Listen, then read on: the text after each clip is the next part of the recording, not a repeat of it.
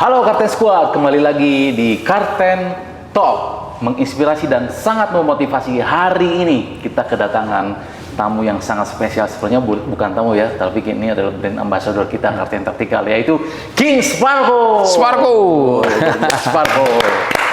Luar biasa. Wah, bagaimana King kabarnya? Baik, sehat. Ya, Bang Fir. Alhamdulillah, siap. Ya. Dengar-dengar kalau kita lihat postingannya, sekarang lagi keliling Indonesia. Kebetulan beliau sebelumnya di Dandim Kodim 1616 Gianyar. Ya, betul sekali. Ya, Bang Fir. Nah, sekarang mungkin King sudah ditempatkan bukan di Bali lagi, King ya? Betul, ya. Siap. Dan kami melihat postingannya itu selalu lagi keliling Indonesia karena tugas ya, King ya? Ya, betul. Tetapi banyak sekali fans yang sangat-sangat mengagumi King Sparko karena Sparko ini memang program olahraga yang bisa diikuti siapa saja, dari umur berapa aja. Siapapun bisa, laki-laki, perempuan bisa ikut ya, King ya. Betul sekali. Itu memang menyehatkan sekali. Oke, King, kita kembali ke pembahasan pertama nih, King. Kan sempat viral nih, King ya, di banyak media, baik media cetak ataupun media di media sosial, baik di video reels, TikTok. Kita melihat ketika King Sparko meninggalkan dari Dandim di Gianyar itu banyak sekali yang menangis. Dari yang termuda bahkan yang lebih tua dari King juga sangat-sangat menangis gitu sampai terharu kepergian King meninggalkan dan Gianyar itu. Bagaimana ceritanya, King? Oke, Bang Fir. Jadi sebenarnya saya sama anggota itu kan sama dengan pemimpin-pemimpin lainnya ya, komandan-komandan lainnya. Di sini yang membedakan di sini adalah bagaimana setiap kegiatan saya selalu berada di tengah-tengah anggota, ikut bersama anggota sih. Ya, itu saja sih. Kemudian kalau memang ada permasalahan kita bantu untuk pemecahan, dan juga saya padahal sering banyak marahnya. Pada mereka sering banyak ngasih kegiatan, namun di satu sisi ketika saya sudah memarahi mereka, memberikan nasihat, nah setelah itu kalau ada kegiatan-kegiatan saya selalu memberikan reward berupa bukan harus uang, itu jarang sekali lah, hampir tidak pernah lah, mungkin barang sesuatu atau enggak libur. Nah, karena prajurit itu libur adalah istilahnya kesejahteraan bagi mereka kalau sudah di tengah-tengah kepadatan. Contohnya ada kunjungan-kunjungan dari pejabat. Nah, itu kan sampai Sabtu Minggu pun kita gunakan. Nah, di sini kita reward-reward yang bersifat kecil. Kalau mereka sakit kita kunjungi. Kemudian kalau mereka ada masalah kita bantu pemecahan. Kemudian ada event-event besar kita ikut di dalamnya. Nah, hal-hal kecil itu mungkin menyentuh hati mereka ya. Sampai dengan PNS, Ibu Persit, siapapun ya, prajurit, sampai ajudan saya, supir saya, semua merasakan adanya kedekatan emosional. Ya, contohnya Bang Fir lah sama satu tim. Coba nanti Bang Fir meninggalkan, pasti ada rasa kehilangan. Nah, sebenarnya itu sih yang membuat mereka jadi terharu dengan sosok itu. Tapi kalau spesial yang lainnya sebenarnya saya sama aja dengan yang lainnya. Itu aja sih yang bedakan, Mas. Luar biasa ingin ya, sebagai komandan. Tetap profesional, tegas tetap tegas, tugas tetap tugas, tapi di saat di luar tugas berbaur dan dekat dengan prajurit dan anggota sampai PNS, Persit juga. Ya, betul sekali. Dan pernah lihat saya di postingan Bobon kalau nggak salah. Iya, betul.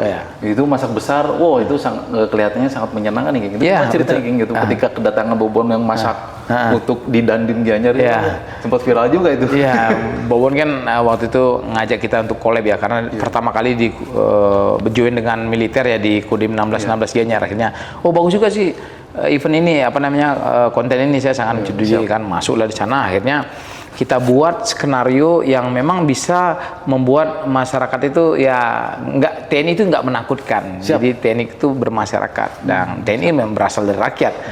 Akhirnya dia pun baur semua, PNS, Persit dan organik pun sama-sama memasak dan kita bagikan. Dan ini membuat akhirnya Mas Bobon berpikiran memang TNI itu tidak menyeramkan kalau memang di luar konteks yang hal-hal yang mungkin ditugas operasi segala macam. Tapi kalau dalam hal teritorial ya ini yang diharapkan oleh masyarakat, demikian. Dekat dengan betul sekali, karena semenjak dulu sebelum saya kenal dengan anggota TNI, Polri, itu kita takut gitu, takut dia, padahal kita nggak salah, cuma takut sosoknya. Tetapi ketika kita berteman, wah luar biasa.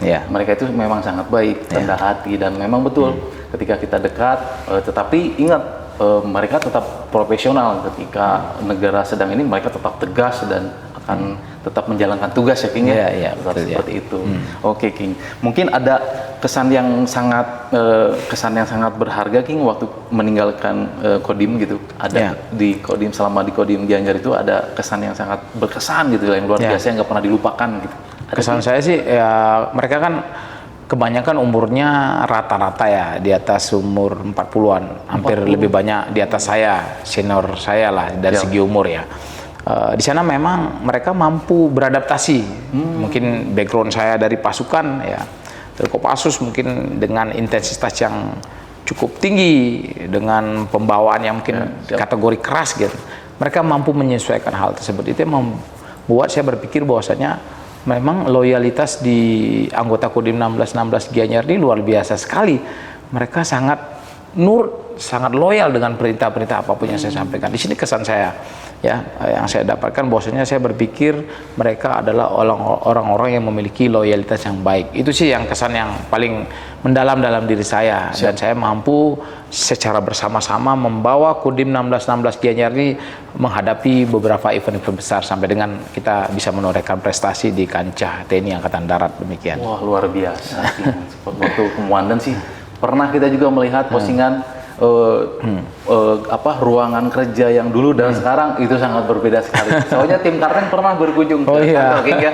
Betul. Dulu itu bangunannya nggak seperti itu, mungkin ya kurang bagus mungkin ya. Tetapi sekarang kedatangan King Sparko di situ sebagai Dandim, wah itu dirubah semuanya seperti ruangan di Menterian gitu. Sangat nyaman dan sangat bagus sekali. Memang waktu kita jalan-jalan ketemu King Sparko di Bali, kita mungkin ada supir juga ya King yang kami dan supir pun bercerita ini rahasia aja.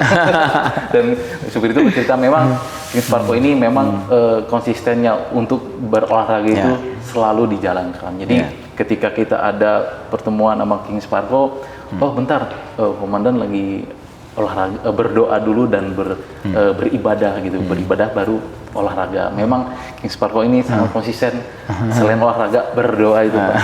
Oh ini luar biasa, jadi teladan bagi kita ya, luar biasa King.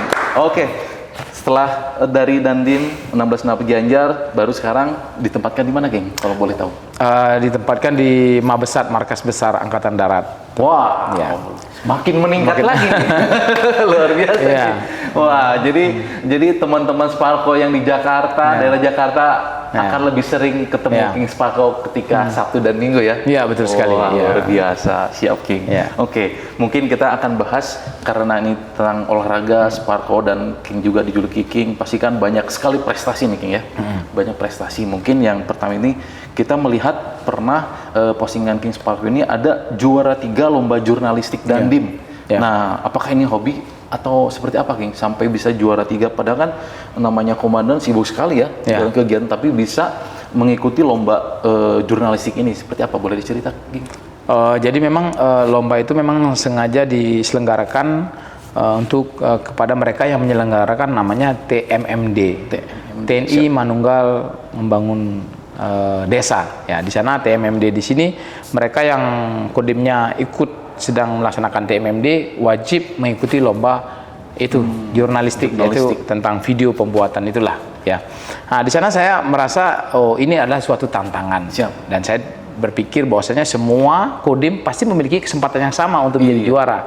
Nah, akhirnya saya briefingkan kepada seluruh staf saya dan anggota saya, kita buat yang terbaik saja ya, nggak usah berpikir nanti juara, yang penting yang terbaik dari video, kemudian publishnya, bagaimana kita memposting, mempublish, layak nggak hal tersebut dinilai menjadi kategori yang baik. Nah, akhirnya udah oke, semua sepakat, kami membuat video tersebut dengan minta bantuan videografer dari luar, dimana memang SDM kami tidak mampu membuat video ya yang bagus lah. Kita undang dan kita lakukan pengambilan sesuai dengan jangka waktunya. Selesai, setelah itu kita koordinasikan dengan stasiun televisi ya, khususnya yang berskala nasional dan juga daerah juga kita komunikasikan untuk bantu mempublish ke khalayak banyak sehingga mereka bisa melihat. Nah, hasil publishnya tersebut kan ada tanda TVRI Siap, atau enggak betul. akan apa. Itulah yang kita kirim ke Angkatan Darat. Nah, di sanalah akan dinilai. Jadi dinilainya tuh banyak aspek yang dinilai. Siap. Ya. Yang salah satunya adalah harus kalau mau ingin juara harus bisa dipublish stasiun televisi yang skala nasional. Siap. Karena itu bobotnya akan lebih tinggi. Kalau daerah sih nggak apa-apa. Siap.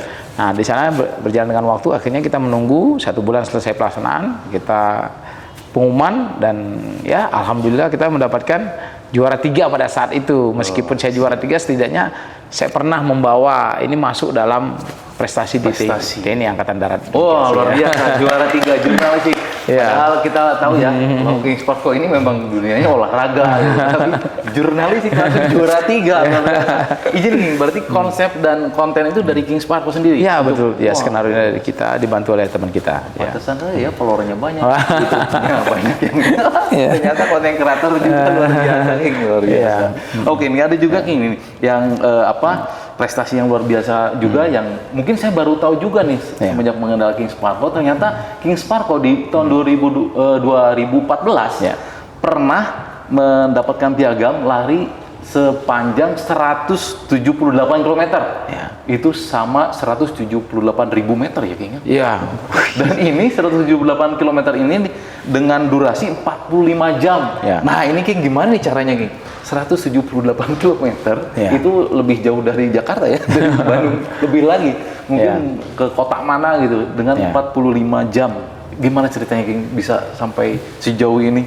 Nah, itu eventnya tuh dalam rangka Independence Day Run ya. Jadi olahraga dalam rangka untuk peringatan hari 17 Agustus. Pada saat itu adalah Bapak Susilo Bambang Yudhoyono sebagai presiden itu diperintahkan untuk membawa bendera merah putih dari Bandung ke Jakarta. Bandung startnya ada di Gedung Sate. Jakarta finishnya di Monas.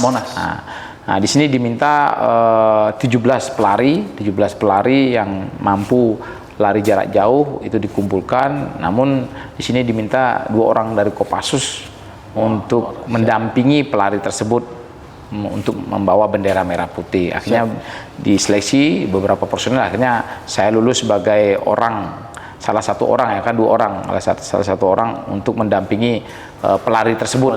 Ya, di sini kurang lebih 178 km. 45 jam, di mana rutenya itu dari sini naik ke Bogor dulu, puncak turun sampai dengan ke ini, bukan yang Lotol tapi lewat ini, lewat jalur yang dulu ya. Ada Padalarang, Cipatat yang gitu ya, seperti itu. 178 memang itu momen yang langka sekali. Itulah rute yang paling terjauh dalam sepanjang hidup saya berlari. Wah, luar biasa, 178 km dari Bandung, Gedung Sate ke Monas ya. Bayangkanlah kalau kita teman-teman kalau dari Bandung ke Jakarta kan lewat tol dulu saja, paling ke rest area dulu. Ini lari loh, bukan naik mobil gitu. Dan ini rintangannya bukan jalan lurus, mungkin ada berbatu-batu, bukit. Tanyakan turunan, kalau tahu kan lurus gitu. Luar biasa King. Memang King Sparko ini memang terkenal jago lari ya King ya. Dulu sebelum King of Sparko dulu dijuluki Marathon Man. Oh, baru tahu nih. Nih sebelum jadi King Sparko Marathon Man. Ya, jadi mungkin follower saya di Facebook dulu kan, di Facebook dulu saya sebelum ada Instagram saya namanya Eka Wira Marathon Man. Jadi Marathon Man itu bergeser jadi King of Sparko. Wah, luar biasa ya. Jadi dari Marathon Man sekarang ke King Sparko karena melatih badan juga ya. Sudah mulai nanti ada ceritanya lebih lanjut ya kenapa ada pergeseran nama itu. Tunggu di next episode-nya ya. Kita bahas karena ini prestasinya masih banyak nih King Sparko nih.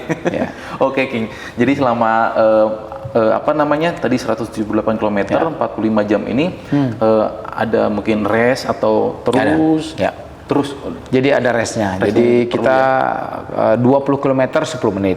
Betul. 20 km 10 menit. Namun pada saat di Istana Bogor, di Istana Presiden ya. Pada saat itu kita sempat beristirahat ya. Istirahat kurang lebih 3 jam untuk tidur sebentar. Untuk merecovery diri kita. Karena itu finishnya kita jam 4, kita startnya lagi jam 7-an ya, 4 apa jam 6. Jam 4, 5, 6, 7, jam 7 ya 3 jam. Habis kita dapat istirahat full lah. Siap. Namun kalau istirahat yang ininya sebelum sampai di sana checkpoint pertama itu kita melaksanakan 10 menit 20 kilo, 10 menit 20 kilo. Betul. Nah itu setelah sampai di sana dapat istirahat, yang mau istirahat, yang mau rebahan, yang mau stretching, mau makan. Setelah itu kita lanjut lagi jam 7 pagi sampai dengan siangnya menuju ke ke Monas di sana. Siap. Jadi memang betul King ya. Jadi nggak mungkin non-stop karena jantung ini berdebar terus King ya. Nggak bisa dipaksakan gitu. Bisa melekati jalan. Mungkin ada tips sedikit mungkin King. Kalau kita kan ini jauh banget nih ya larinya jarak jauh. Mungkin persiapan sebelum lari itu apa sih King? Biar bisa menempuh jarak yang sangat jauh. Nah mungkin banyak yang katanya suka bertanya apakah dari makan atau pola tidur harus seperti apa nih sebelum bisa lari yang sangat panjang dan kuat gitu. Mungkin ada mungkin King. Jadi kalau memang kita ingin lari yang seperti ini, memang endurance yang utama. Endurance. Daya tahan tubuh kita itu kompleks sekali dari daya tahan otot, kemudian daya tahan kardiovaskular kita, jantung dan paru kita. Itu memang harus dilatih. Jadi setidaknya sekali saya latihan minimal 3 jam.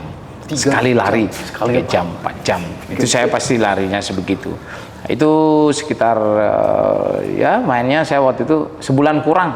Tidak ada saya penyiapan yang begitu panjang. Tapi karena hobi saya pada saat itu dijuluki maraton man. Itu sudah biasa lari maraton, sudah biasa. 42 kilo ada beberapa event Bali Marathon, Maybank itu, kemudian ada event-event maraton di Jakarta. Saya terus ikut terus. Nah di sini penyiapannya menjelang pelaksanaan kan nggak terlalu berat. Tapi kalau dari nol mengikuti ini pasti berat sekali, butuh waktu. Betul. Ya harus dia menguatkan kakinya dia, otot kakinya, tangannya kan mengayun terus. Kemudian dia juga melatih kapasitas parunya, daya tahannya itu dilatih dengan lari daya tahan juga penguatan. Nah selain latihan tersebut, asupan gizinya juga harus baik. Betul. Selain itu memang kita pada saat makan itu kan saya belum tahu banyak tentang bagaimana kebutuhan gizi ya pada saat itu. Ya kita makan ya apa yang ada di rumah segala macam ditambahkan dengan protein aja sih sebenarnya pada saat itu. Protein mencukupi karena kan apapun meskipun kardio ini membutuhkan bahan bakar berupa karbohidrat, saya tahu, tapi juga protein jangan saya dikesampingkan sama dengan sayur ya, kan itu sumber vitamin dan mineral untuk membantu regulasi distribusi makanan di dalam tubuh kita. Nah kemudian selesai itu istirahat juga. Udah seharian kita capek istirahat, malamnya harus benar-benar 7-8 jam istirahatnya. 7-8 jam. Wah. Tidak bisa diabaikan hal tersebut. Karena itulah yang akan merecovery, itu akan membangun ulang sel-sel yang rusak tadi. Nah, kalau memang kita tidak berikan waktu dia jeda untuk merecovery, saya kira tubuh makin lama imunnya makin menurun. Malah jadi sakit dan tidak bisa lanjut lagi berikutnya. Jadi penentuan metode lari, metode latihan, kemudian makan dan juga istirahat itu sangat-sangat jadi satu komponen. Siap. Jadi untuk Kartens Squad jangan coba-coba dulu ya. Mau lari cepat langsung panjang, enggak begadang, begadang dulu, makan apa aja dimakan. Jadi itu salah. Jadi jangan coba-coba yang harus konsultasi dulu. Mungkin ini dari King tadi penjelasannya itu sangat penting ya bagi Kartens Squad. Oke, King, satu lagi nih King. Ada kan kita sudah kenal nih. Jadi King Sparko ini sudah dikenal sebagai duta media sosial nih. Gimana sih, berat nggak sih dengan title tersebut gitu King, sebagai duta media sosial? Apalagi kan King ini sebagai anggota juga gitu kan. Mungkin ada bisa dipaparkan King? Jadi pada saat itu Kapus Pen TNI di 2020, waktu itu saya jadi dan sekolah rider di Batu Jajar, di Pusdiklat Pasus, itu sempat mengirimkan surat kepada Kopassus untuk bisa menghadirkan saya untuk disematkan ataupun diberikan berupa piagam duta medsos TNI itu. Duta medsos. Akhirnya kami diberi gelar oleh beberapa rekan kami dari TNI untuk menyandang predikat hal tersebut, di mana tugasnya adalah membantu, memposting, mempublikasi hal-hal yang positif dari TNI dan juga mengcounter opini-opini negatif ataupun berita-berita hoax yang beredar yang tentu saja ini merugikan TNI. Nah, itu sih tugas utama. Nah, akhirnya kami dengan adanya gelar ataupun julukan hal tersebut, ya saya secara pribadi juga harus menjaga tingkah laku, perilaku, ucapan dan lain-lainnya supaya benar menjadi duta medsos TNI. Sebenarnya itu berat karena setiap hari kita kan tidak terlepas daripada shootingan video orang lain, di mana Kalau kita berinteraksi dengan masyarakat di luar, tentu saja semuanya akan dilihat apa yang kita perbuat. Itu beratnya. Berat sekali. Tapi kalau positifnya ya kita bisa dikenal oleh masyarakat, makin naik follower kita, makin dipuji lah, diberikan statement-statement positif. Betul. Itu sih. Ya. Luar biasa. Memang sangat berat ya kalau sudah sebagai duta itu kita tuh kan istilahnya bertanggung jawab memegang kita adalah teladan gitu. Jadi jangan sampai salah dalam berkata, bersikap juga. Nah, tapi memang di sini juga King Sparko juga menunjukkan bahwa ini loh karakter TEN itu seperti ini gitu. Jadi semakin dekat dengan masyarakat. Oke, King, itu prestasi yang luar biasa sekali. Terima kasih. Marathon Man menjadi King of Sparko. Tunggu nanti episode berikutnya. Oke, Kapten Squad, kita akan tutup. Terima kasih banyak King. Salam sehat selalu. Sama-sama, Bang Fir. Sparko, Kapten Tactical, always Always forceful.